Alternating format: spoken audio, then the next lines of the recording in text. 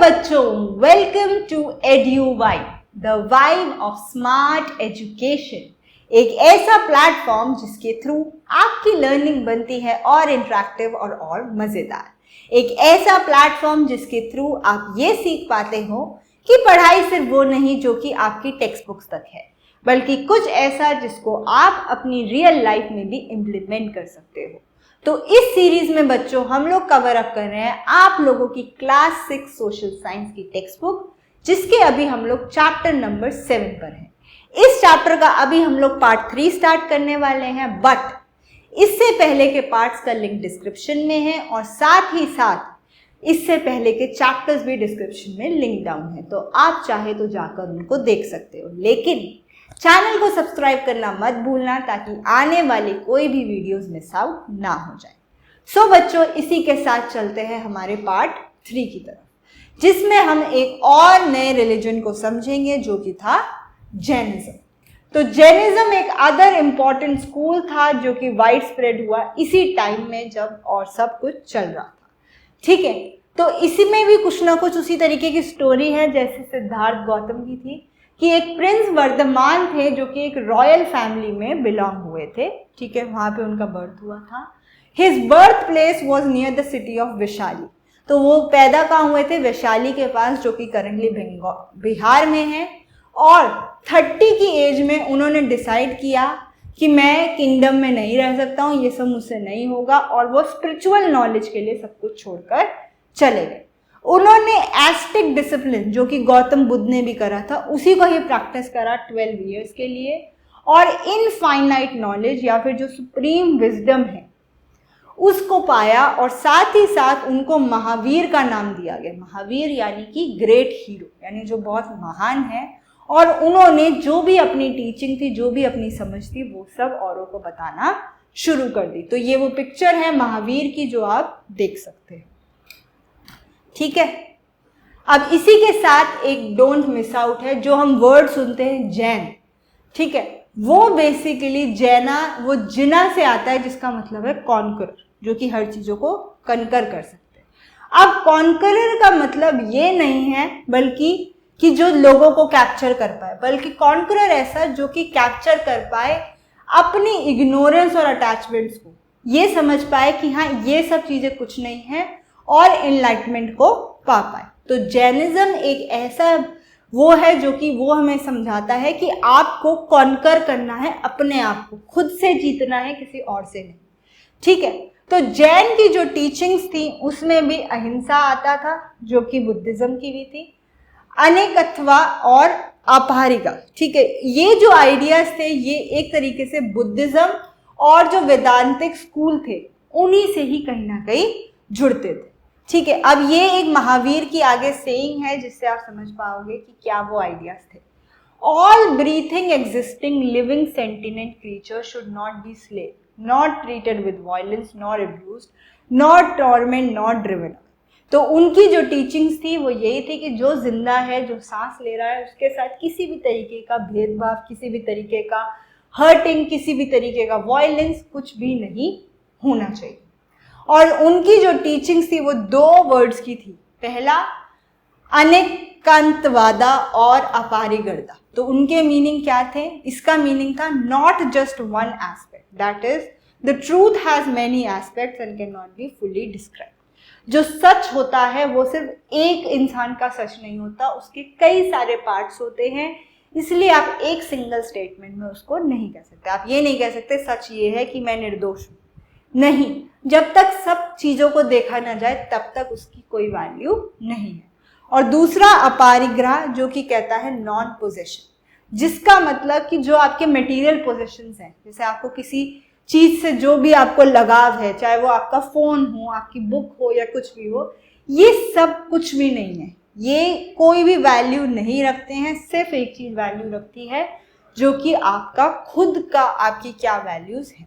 ठीक है, और खुद के बारे में ही समझो, ये मटीरियलिस्टिक चीजों से दिल मत लगाओ कि आज मेरी गाड़ी टूट गई तो मैं दुख हूं, या आज मेरे ये हो गया तो मैं दुखी हूं।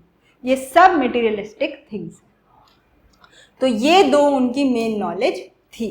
ठीक है, जैनिज्म में जो है और क्या था, interconnectedness and interdependence of all creatures from humans to invisible organism. Jainism का भी यही मानना था कि सब लोग आपस में जुड़े हैं और सब ऑर्गेनिजम्स को आप देख सकते हो, वो एक दूसरे को सपोर्ट करते हैं और एक दूसरे के बिना नहीं रह पाते हैं। और जो साइंटिस्ट समझ रहे हैं नेचर को और इन सब चीज़ों को, उन्होंने भी इस बात को माना है कि हर एक चीज़ आपस में कहीं ना कहीं जुड़ी है।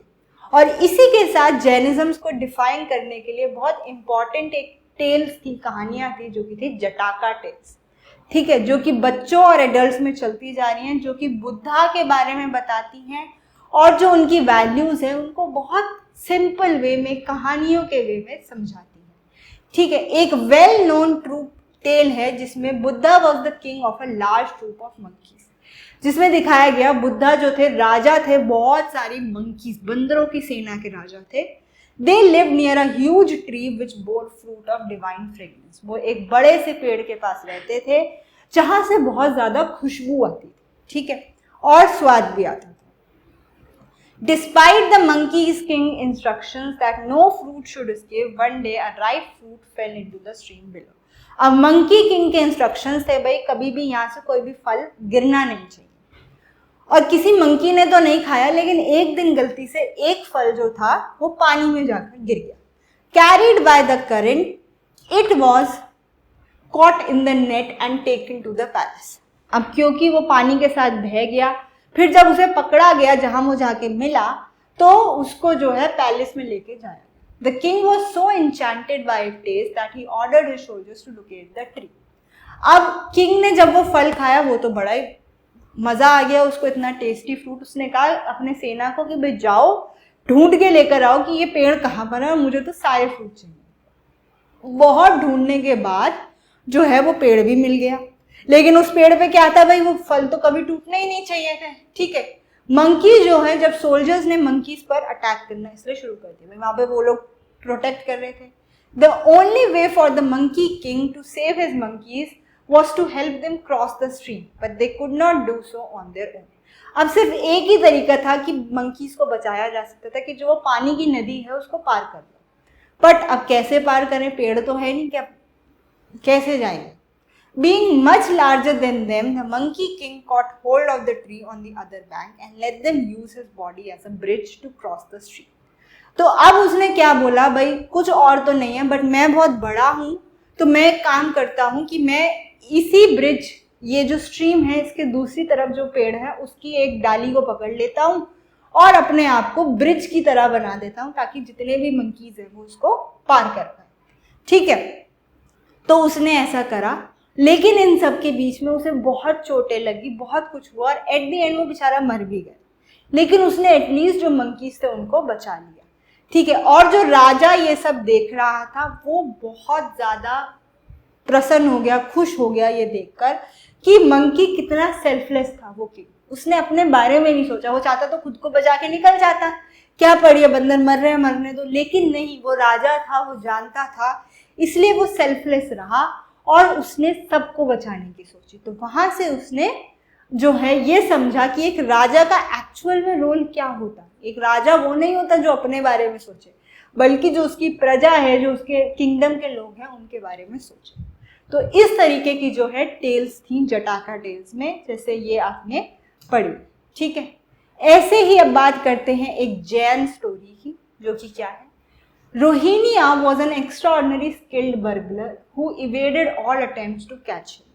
On his way to a city, he accidentally heard a few sentences from the sermon that Mahavir was giving about achieving liberation from the ordinary life of ignorance.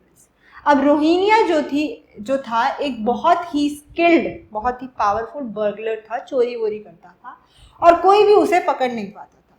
जब वो सिटी की तरफ जा रहा था तो उसे पता चला कि जो महावीर हैं वो कुछ ज्ञान दे रहे हैं कि इग्नोरेंस की इंपॉर्टेंस क्या होती है। Reaching the city, Rohiniya was recognised and arrested. जैसे ही वो सिटी में पहुंचा उसको पकड़ लिया गया।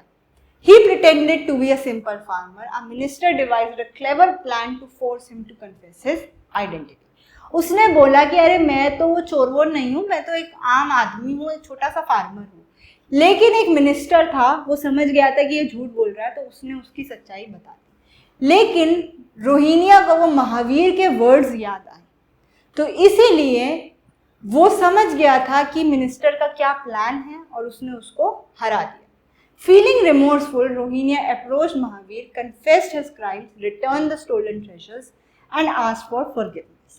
और तब वो ये समझा कि एक्चुअल में सच ही तो बोल रहे थे उन्होंने जो बोला था कि इग्नोरेंस क्या है, और इसलिए उसने एट द एंड अपनी गलती मानी। वो बहुत दुखी हुआ और उसने महावीर के पास जाकर जो भी उसने आज तक लूटा था वो सब दिया और ये बोला कि ठीक है, मैंने गलतियां करी हैं, लेकिन अब मैं उसकी माफ़ी मांगना चाहता हूँ। वो बाद में एक मॉन्क बन गया और उसने रियलाइज करा the illusion he was living in and focused on acquiring higher knowledge, कि वो किस इल्यूजन में रह रहा था। वो पैसों के पीछे भाग रहा था, पर पैसा तो एक्चुअल में वो चीज़ है ही नहीं जो हम ढूंढ रहे हैं, ठीक है। और उसने हायर नॉलेज को पाने की कोशिश करी।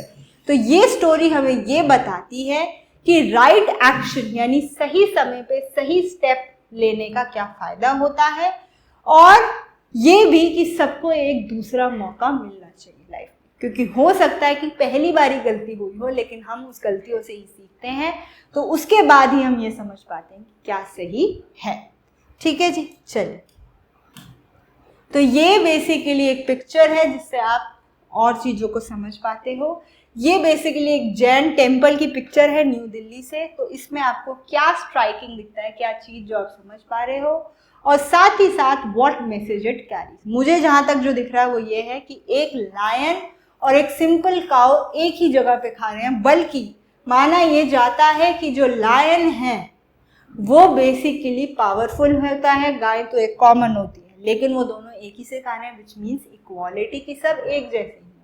और दूसरी बात ये कि अगर आप देख सकते हो कि जो लायन का बच्चा है वो गाय के से दूध पी रहा है और गाय का बच्चा लायन से, तो ये भी एक अलग चीज़ है कि जो नहीं होना चाहिए था वो भी है, but this is just the same कि we are all the same. ठीक है जी, चलिए। तो इसी के साथ हम लोगों का पार्ट 3 होता है एंड, जिसमें हमने जैनिज्म को समझने की कोशिश करी है। तो अब मैं आपसे मिलूंगी नेक्स्ट पार्ट में, तब तक के लिए स्टे ट्यून, चैनल को सब्सक्राइब कर लो ताकि आने वाली कोई भी वीडियोस मिस आउट ना हो जाए।